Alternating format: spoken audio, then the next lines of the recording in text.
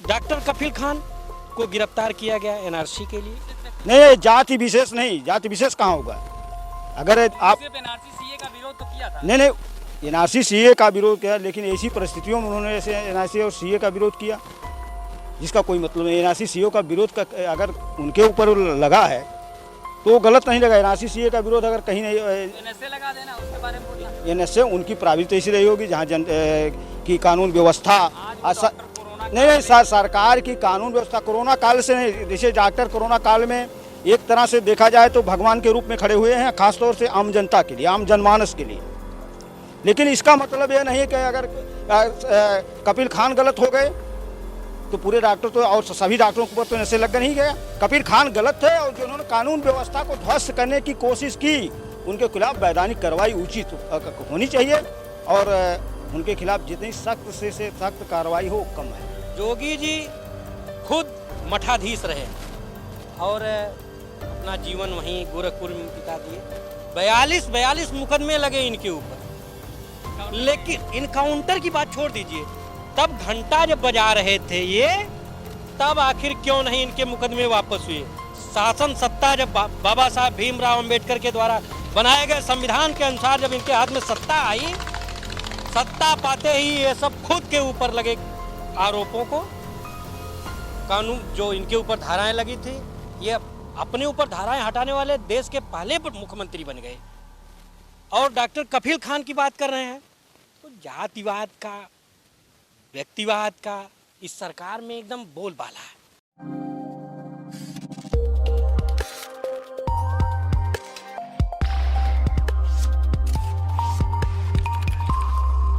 दोस्तों नमस्कार, मैं हूं ब्रिजेंद्र यादव, उपस्थित हुआ हिंदुस्तान न्यूज के लिए। लेकिन आज हम आजमगढ़ से बात करेंगे उन मुद्दों पर जिस पे सरकार अब तक लगातार अपना काम ठीक ढंग से नहीं कर पाई। ये मुद्दा है डॉक्टर कफील खान।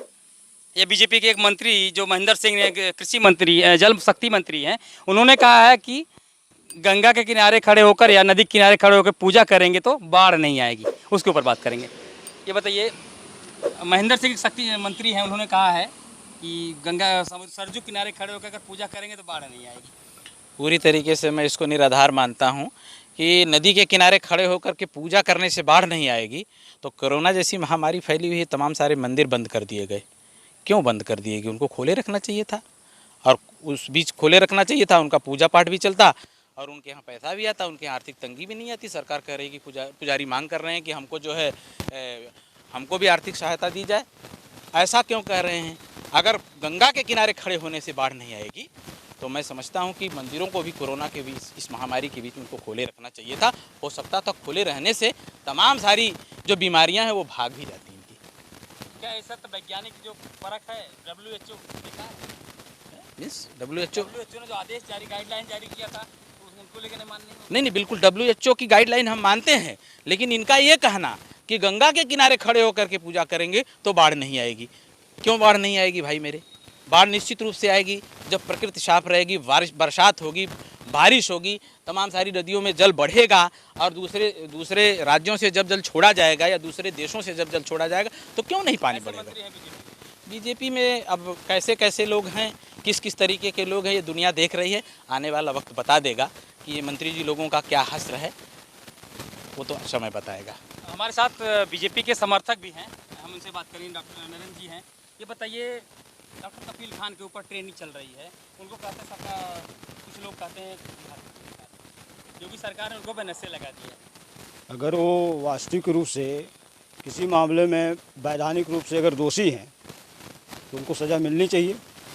ये कानून का काम है और जो भी उत्तर प्रदेश में कानून व्यवस्था को ध्वस्त करने की कोशिश करेगा उसके विरुद्ध उचित कार्रवाई होगी और सख्त कार्रवाई होना चाहिए। जाति विशेष नहीं, जाति विशेष नहीं, जाति विशेष कहाँ होगा? अगर आप एनआरसी सीए का विरोध तो किया था। नहीं, एनआरसी सीए का विरोध किया, लेकिन ऐसी परिस्थितियों में उन्होंने ऐसे एनआरसी और सीए का विरोध किया जिसका कोई मतलब नहीं। एनआरसी सीए का विरोध का अगर उनके ऊपर लगा है तो वो गलत नहीं लगा। एनआरसी सीए का विरोध अगर कहीं नहीं, एनएसए लगा देना, उसके बारे में बोलना। एनएसए उनकी प्राइवेट ऐसी रही होगी जहाँ की कानून व्यवस्था नहीं, सरकार की कानून व्यवस्था कोरोना काल से नहीं। जैसे डॉक्टर कोरोना काल में एक तरह से देखा जाए तो भगवान के रूप में खड़े हुए हैं, खासतौर से आम जनता के लिए, आम जनमानस के लिए। लेकिन इसका मतलब यह नहीं है कि अगर कपिल खान गलत हो गए तो पूरे डॉक्टर तो और सभी डॉक्टरों के ऊपर तो नशे लग नहीं गया। कबीर खान गलत थे और जिन्होंने कानून व्यवस्था को ध्वस्त करने की कोशिश की उनके खिलाफ वैधानिक कार्रवाई उचित होनी चाहिए और उनके खिलाफ जितनी सख्त से सख्त कार्रवाई हो कम है।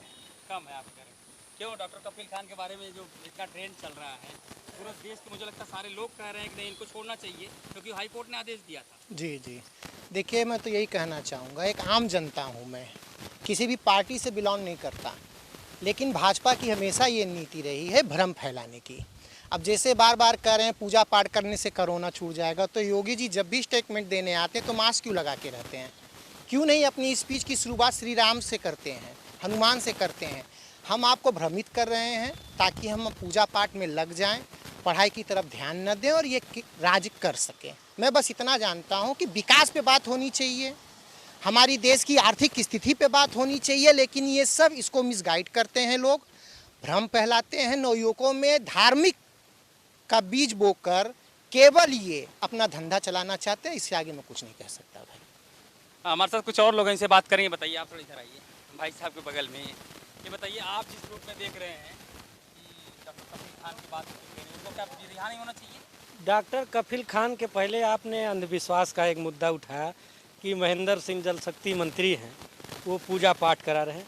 तो देखिए, हम सबसे पहले आपको ये बताना चाहते हैं कि भारतीय जनता पार्टी और संघ परिवार ये कुछ भी करने में संभव है, क्योंकि ये भारतीय जनता पार्टी के लोग जब गणेश जी को दूध पिला सकते हैं तो आपको कई मिनट लगेगा कि गंगा जी की पूजा करिए, सरजू जी की पूजा करिए, बाढ़ नहीं आएगी।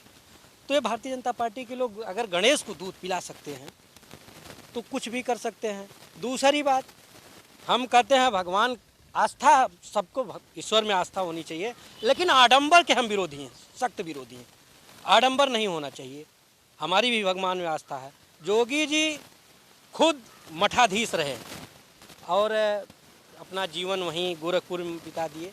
42 मुकदमे लगे इनके ऊपर, लेकिन इनकाउंटर की बात छोड़ दीजिए, तब घंटा जब बजा रहे थे ये, तब आखिर क्यों नहीं इनके मुकदमे वापस हुए? शासन सत्ता जब बाबा साहब भीमराव अंबेडकर के द्वारा बनाए गए संविधान के अनुसार जब इनके हाथ में सत्ता आई, सत्ता पाते ही ये सब खुद के ऊपर लगे आरोपों को, कानून जो इनके ऊपर धाराएं लगी थी, ये अपने ऊपर धाराएं हटाने वाले देश के पहले मुख्यमंत्री बन गए। और डॉक्टर कपिल खान की बात कर रहे हैं, तो जातिवाद का, व्यक्तिवाद का इस सरकार में एकदम बोलबाला है। आज प्रदेश के थाने कौन चला रहे हैं? पिछली बार एक राज्यपाल हुआ करते थे जो नेता प्रतिपक्ष की भूमिका निभाया करते थे। आज कोई नहीं पूछ रहा है कि थाने कौन चला रहे हैं। भाई साहब जवाब देंगे? एक मिनट सुन लीजिए, भाई साहब जवाब देंगे कि थाने कौन चला रहे हैं? डॉक्टर कपिल खान को गिरफ्तार किया गया एनआरसी के लिए, सीएए का विरोध करने के लिए। हम कहते हैं ठीक है, आप सीएए का विरोध, एनआरसी का विरोध कर दीजिए, उनको गिरफ्तार कर दीजिए। नमक रोटी का मुद्दा एक पत्रकार महोदय ने, आप जैसे पत्रकार महोदय ने मिर्जापुर में मिड डे मील का में नमक रोटी परोसा गया था, उसका मुद्दा उछाला, उस पत्रकार के ऊपर मुकदमा कर दिया गया। देवरिया में, कुशीनगर में क्वारंटाइन सेंटर के दुर्व्यवस्था का मुद्दा एक पत्रकार ने उठाया, उसके ऊपर मुकदमा दर्ज किया गया। गुजरात के एक जज ने, मैं न्यायपालिका पर भी सवाल करता हूँ, गुजरात के एक जज ने गुजरात की सरकार पर इस कोरोना काल में मतलब उनकी दुर्व्यवस्थाओं पर सवाल उठाया, रातों रात उसका ट्रांसफर कर दिया जाता है। गायत्री प्रजापति समाजवादी पार्टी सरकार में मंत्री थे, आज उनके खिलाफ आरोप लगाने वाली महिला अपने को नार्को टेस्ट के लिए चिल्ला करके कह रही है कि मेरा नार्को टेस्ट कराया जाए। साजिशन फंसाया गया है गायत्री प्रजापति को, वो मेरे पिता तुल्य हैं, मेरे साथ कुछ नहीं किया है, लेकिन गायत्री प्रजापति की जमानत नहीं होती है, उनकी जमानत नहीं होती है। चिन्मय आनंद जिनके खिलाफ 43 वीडियो लेकर के आरोपी घूम रही थी, लेकिन उनकी जमानत रातों रात हो जाती है। कुलदीप सेंगर जिसकी पीड़ित का पूरा परिवार खत्म कर दिया, उसकी जमानत हो जाती है। अब देवेंद्र सिंह डीएसपी जो आतंकवादियों के साथ पकड़े जाते हैं, उनकी जमानत हो जाती है। लेकिन गायत्री प्रसाद प्रजापति अति पिछड़ा होने के नाते, भारतीय जनता पार्टी राजनीति तो पिछड़ों की करती है, लेकिन काम सिर्फ और सिर्फ सामंतवादियों का करती है। और गायत्री प्रसाद प्रजापति को नहीं ने अब छोड़ा गया जेल से, लालू प्रसाद यादव को नहीं छोड़ा जा रहा है, चिन्मय आनंद को जमानत दे दी जा रही है, डीएसपी देवेंद्र सिंह को जमानत दे दी जा रही है, कुलदीप सेंगर को बीजेपी में जाने वाले हैं। अरे हम तो हाँ ये तो बताना भूल गए, एयर इंडिया बेच करके मोदी जी ने पायलट को ही खरीद लिया। एक कंपनी बेचा उन्होंने एयर इंडिया और पायलट को खरीद लिया। मध्य प्रदेश में सिंधिया जी को खरीदा, वहाँ राजस्थान में पायलट को खरीद लिया। आपकी पार्टी के ऊपर आरोप लगा रहे हैं कि सिंधिया पायलट को अपनी पार्टी मिलाने वाली है। अगर सचिन पायलट की भारतीय जनता के पार्टी के लिए आस्था होगी, भारतीय जनता के प्रति उनका विश्वास होगा कि भारतीय जनता पार्टी प्रदेश और केंद्र में पूरे भारत में अच्छा काम कर रही है, तो सचिन पायलट नहीं, मैं कहता हूं अगर राहुल गांधी भी आना चाहें, अगर उनकी आस्था भारतीय जनता पार्टी में तो आ सकते हैं। सचिन पायलट की जो बीबी है फारूक अब्दुल्ला की लड़की है, और वो आतंकवादी संगठन जिसको कहते हैं कि अलगाववादी पार्टी के मुखिया, उनको जेल में डाले हैं, उनके दामाद को ये लोग बीजेपी शामिल करने जा रही है। फारूक अब्दुल्ला की बेटी है, हम भी जानते हैं, लेकिन इसका मतलब थोड़े फारूक अब्दुल्ला अलगाव वाली पार्टी है तो उनकी बेटी भी अलगाव वाली पार्टी हो गई। वो क्या नाम, नहीं नहीं कैसे जुड़ी, कैसे मान लें हम? एक कोई जो अपराधी, एक परिवार में अपराधी होता है, दूसरा संत हो जाता है। भारतीय जनता पार्टी हिंदुत्व की बात करती है, लेकिन अपने रिश्ते माइनॉरिटीज़ के यहाँ ज़्यादा करती है, ये जग जाहिर है। बहुत लंबी फहरिस्त है। आपने कहा कि परिवार में एक व्यक्ति अपराधी हो जाए तो सारे परिवार के सदस्य अपराधी नहीं हो गए। भाई साहब बहुत अच्छा मुद्दा उठाए हैं, क्योंकि अभी पिछले 5 दिन पहले इनकाउंटर हुआ विकास दुबे का, और ये लोग 8 दिन से विकास दुबे को समाजवादी पार्टी का, उनकी पत्नी का एक पोस्टर जारी करके ट्रेंड कर रहे थे फेसबुक पर, व्हाट्सएप पर भी और ट्विटर पर कि विकास दुबे की पत्नी समाजवादी पार्टी की सदस्य है। तो भाई साहब खुद ही जवाब दे रहे हैं कि अगर परिवार का एक सदस्य आतंकवादी है या बदमाश है तो परिवार के सारे सदस्य बदमाश नहीं हो सकते हैं। तो अगर हम कहते हैं ठीक है विकास दुबे अपराधी था, मारा गया, उसकी पत्नी का उस संबंध नहीं है, तो फिर क्यों ट्रेंड कर रहे थे समाजवादी पार्टी के मेंबर होने के नाते? एकदम देंगे विकास दुबे अपराधी के देख लीजिए।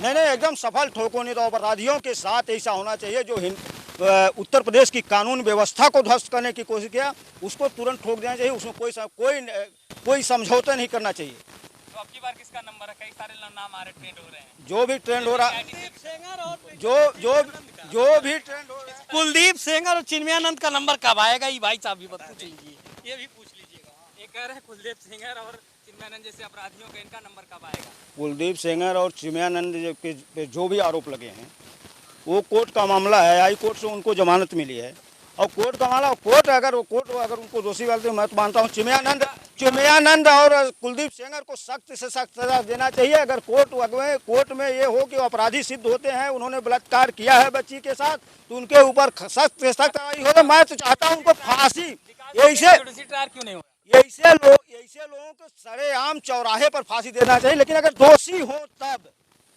अगर नहीं ये कोर्ट का मामला है, कोर्ट फैसला करेगी। चिन्मयानंद ने बलात्कार किया, चिन्मयानंद को सरेआम चौराहे पर फांसी दिया, हम इसका समर्थन करते हैं। विकास दुबे को पुलिस इंदौर में गिरफ्तार के, वहाँ से उज्जैन से लेके आई और उसके बाद गाड़ी ट्रायल नहीं होना चाहिए था। अरे तो नहीं, अब बीजेपी के नेताओं के नाम आ रहे हैं। उसकी मां कह रही कि क्या नाम है, उसके मां का एक बयान आया है, मैं चैनल के माध्यम से देखा हूं, उसके मां ने बयान कि हमारा बेटा समाजवादी पार्टी का नेता है। मैं किसी दूसरे का बयान नहीं है, किसी समाजवादी पार्टी के नेता का बयान नहीं है, किसी भारतीय जनता पार्टी के नेता का बयान, मैं उसके माँ का बयान बता रहा हूँ। उसके माँ का बयान आया है कि विकास दुबे समाजवादी पार्टी का नेता है। मैं भाई साहब को चुनौती देता हूं, पूरी भारतीय जनता पार्टी को आधिकारिक रूप से समाजवादी पार्टी का सदस्य होने के नाते चुनौती देता हूं कि विकास दुबे को समाजवादी पार्टी का मेंबर सिद्ध कर दें। समाजवादी पार्टी का वो प्राथमिक सदस्य था या उसके साथ हमारे नेता की कोई फोटो हो तो राजनीति से इस्तीफा देने के लिए तैयार है राजेश यादव, या पूरी समाजवादी पार्टी उसको अब मान लेगी। लेकिन ये सिद्ध करें। किसी का बयान, आप उनकी मां का बयान दिखा रहे हैं, नहीं मुख्यमंत्री के साथ फोटो दिखा रहे हैं, 1 मिनट, उसकी मां का बयान दे रहे हैं, दिखा रहे हैं, लेकिन कानून मंत्री के साथ उसकी फोटो लगी है और मुख्यमंत्री के साथ उसकी फोटो है। वो अपने आप को, उसका बैनर पोस्टर आपने खुद देखा हो कि क्षेत्रीय संगठन मंत्री, वो वर्चुअल रैली के लिए निवेदन कर रहा है, मन की बात के लिए निवेदन कर रहा है, वो नहीं दिख रहा है। उसकी माँ का बयान दिख रहा है। पीछे 15 साल पहले जहाँ से श्रद्धा एक यादव चुनाव लड़ी थी, पत्नी किसी राजकुमार की पत्नी लड़ी थी, वहाँ से ये लोग विकास दुबे की पत्नी को चुनाव लड़ा रहे थे। तो Bharatiya Janata party IT cell जो है ये एडिट करने में महानता हासिल की है जी, एकदम। ये थे कुछ जो लोग थे, बात अपने कर रहे थे बनारस से, आजमगढ़ से, उन मुद्दों पर जिस पे आज बीजेपी के नेता ने एक कहा है, मंत्री ने कहा कि अगर गंगा सरोवर किनारे पूजा करेंगे तो बाढ़ नहीं आएगी। मुझे लगता है ऐसे अंधविश्वासियों को, हमारे जो OBC SC ST माइनॉरिटी की लोग हैं, इनको समझना चाहिए। दोबारा अगर कभी वोट मांगने जाएं तो उनसे कहीं पूजा करिए, आप जीत जाएंगे। मुझे लगता है यही होना चाहिए लोग साथ में। तब तक ले नमस्कार।